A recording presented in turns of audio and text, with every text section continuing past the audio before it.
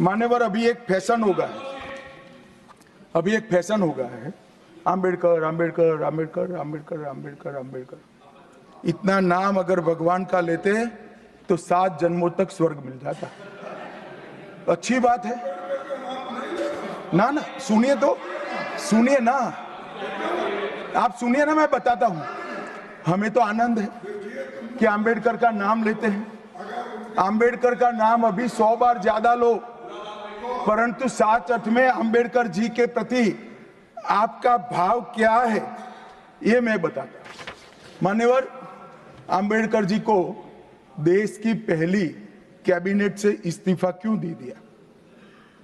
आम्बेडकर जी ने कई बार कहा कि अनुसूचित जातियों और जनजातियों से हुए व्यवहार से मैं असंतुष्ट हूं। सरकार की विदेश नीति से मैं असहमत हूं और आर्टिकल 370 से मैं असहमत हूं।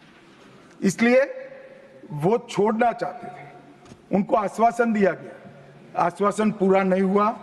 उन्होंने इग्नोरेंस के चलते इस्तीफा दे दिया। और एक श्री BC रॉय ने पत्र लिखा कि आम्बेडकर और राजा जी जैसे 2 महानुभाव मंत्रिमंडल छोड़ेंगे तो क्या होगा। तो नेहरू जी ने उनको जवाब में लिखा है, राजा जी के जाने से तो थोड़ा बहुत नुकसान होगा, आम्बेडकर के जाने से मंत्रिमंडल कमजोर नहीं होता है। मान्यवर, ये विचार जो खड़गे जी कह रहे हैं ना, क्या आपत्ति है? जिसका विरोध करते हो उसका वोट के लिए नाम देना कितना उचित है? क्योंकि अब आम्बेडकर जी को मानने वाले पर्याप्त संख्या में आ गए हैं, इसलिए आप आम्बेडकर आम्बेडकर कर रहे हो। मान्यवर, मुंबई के मेयर ने एक पत्र लिखा था कि मऊ में आम्बेडकर जी का स्मारक बनाना चाहिए। मऊ में जो आम्बेडकर जी का जन्म स्थान था, सुझाव लिखा। उन्होंने कहा आमतौर पर स्मारक निजी पहल से बनाने चाहिए। यदि सरकार किसी प्रकार की सहायता करती है तो वो उचित नहीं होगा। उनके कितने स्मारक बने साहब?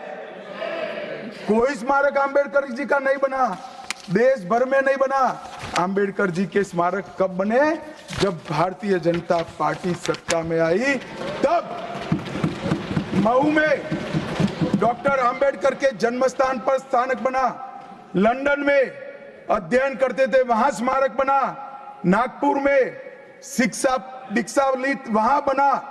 दिल्ली में महापरिनिर्वाण स्थल पर बना और मुंबई में चैत्य भूमि में भी बन रहा है। हमने 5 तीर्थ बनाए महामानव। और मैं मानता हूं मान्यवर, मैं मानता हूं कि आम्बेडकर जी के सिद्धांतों पर चलना नहीं और वोट के लिए उनकी गुहार लगा देना। 14 अप्रैल को राष्ट्रीय समरसता दिवस घोषित किया हमने। 26 नवंबर को संविधान दिवस घोषित किया। उस वक्त भी इसका विरोध कांग्रेस के वरिष्ठ नेताओं ने किया। मान्यवर,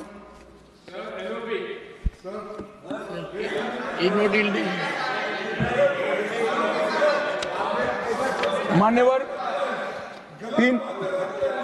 370 पर कई बार चर्चा हुई है। मैं ज्यादा कहना नहीं चाहता। सब जानते हैं कि एक टेम्पररी प्रोविजन को अनौरत संतान की तरह अपनी गोदी में 70 साल तक कांग्रेस ने खिलाने का काम किया और 370 हटाने के लिए लोहे का जिगर चाहिए।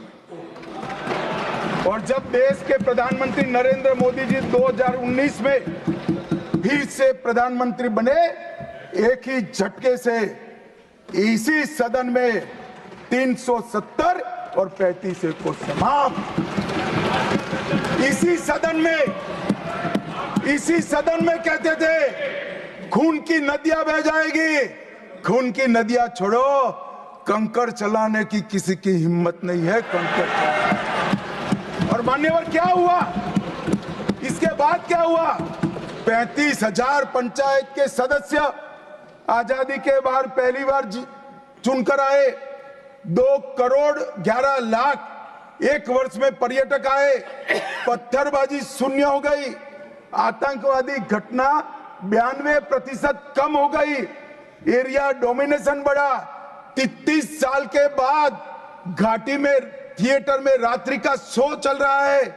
34 साल के बाद ताजिया का जुलूस निकला। पहाड़ी, गुर्जर, बकरवाल और वाल्मीकि को आरक्षण मिला और घाटी के हर घर पर हर घर तिरंगा अभियान भी चला। श्रीनगर में फॉर्मूला 4 कार रेसिंग हुई, लाल चौक पर तिरंगा शान से फहरता है और दुनिया का सबसे ऊंचा रेलवे आर्च ब्रिज आज चिनाब नदी पर बन रहा है। सबसे बड़ी लंबी ट्रांसपोर्टेशन टनल फिर पंजाल में बनी और निर्यात रैंकिंग में अपना कश्मीर सभी यूटी में नंबर 1 पर निर्यात में आया। मान्यवर, 80,000 करोड़ पाकिस्तान से आए हुए विस्थापित, घाटी से भगाए गए विस्थापित और पश्चिमी पाकिस्तान से आए हुए विस्थापित को 80,000 करोड़ दिया और 1,19,000 करोड़ का निवेश आज आ गए। मान्यवर, 370 के रहते 70 साल में 12,000 करोड़ का निवेश आया था, अब 5 साल के अंदर 1,19,000 करोड़ का। G20 के डेलीगेट्स भी वहां गए। अमरनाथ यात्रा में 4.5 लाख यात्रियों ने अपनी श्रद्धा व्यक्त की और कुपवाड़ा के शारदा देवी मंदिर में 600 वर्ष के बाद पहली बार दीपावली मनाने का काम। मान्यवर, ये कहते हैं 370 हटाने से क्या हुआ, मैं बताता हूं, आपकी तुष्टीकरण की दुकान बंद हो गई है। तुष्टीकरण बंद हो गया। मान्यवर, आज संविधान के आर्टिकल 124 में न्यायपालिका की व्यवस्था के लिए हमारा जिक्र है। कांग्रेस पार्टी की सरकारों ने आर्टिकल 124 की भावनाओं के साथ किस तरह से खिलवाड़ किया है, वो मैं आज सदन के माध्यम से सभी सदस्यों को और देश को बताना चाहता हूं। पहला मामला 1973 में